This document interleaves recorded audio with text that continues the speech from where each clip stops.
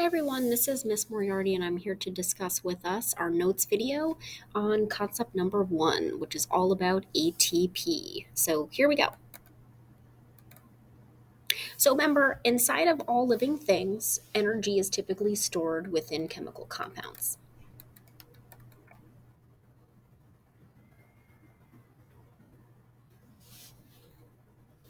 Remember, inside of living things, energy is usually stored in chemical compounds.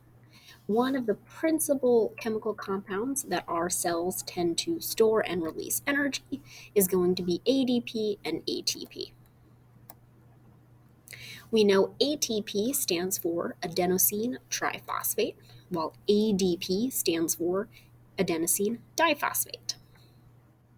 Now, ADP is actually energy poor, kind of like a dead battery, versus ATP, which is usually energy rich, kind of acts like a charged battery.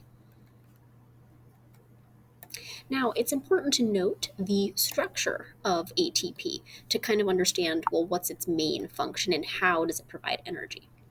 Well, ATP is comprised of a nitrogen base known as adenine, a 5-carbon sugar called ribose, and a chain of 3 phosphate groups. So here is our adenine, here's our 5-carbon sugar known as ribose, and our 3 phosphates.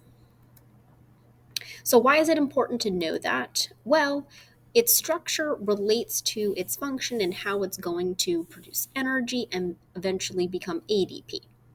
Now, ADP is a compound that looks really, really close to ATP, but the difference is ADP only has 2 phosphate groups, while ATP has 3. Right, so here's our ATP with 3 phosphates versus ADP with only 2.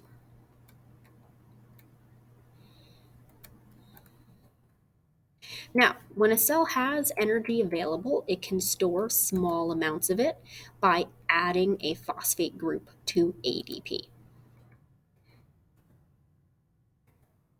So adding a phosphate to ADP forms our molecule of ATP. And the addition of that third phosphate is what helps to store energy.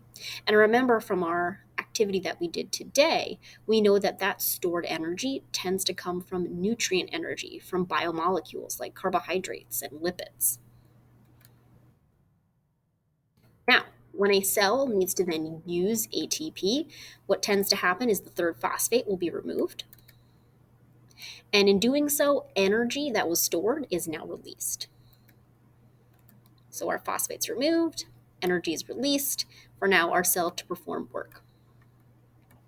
Now, ATP has enough stored energy to power lots of different cellular activities, one of them being photosynthesis, protein synthesis, right, the making of proteins, muscle contractions, and active transport, which we just discussed in the very last unit.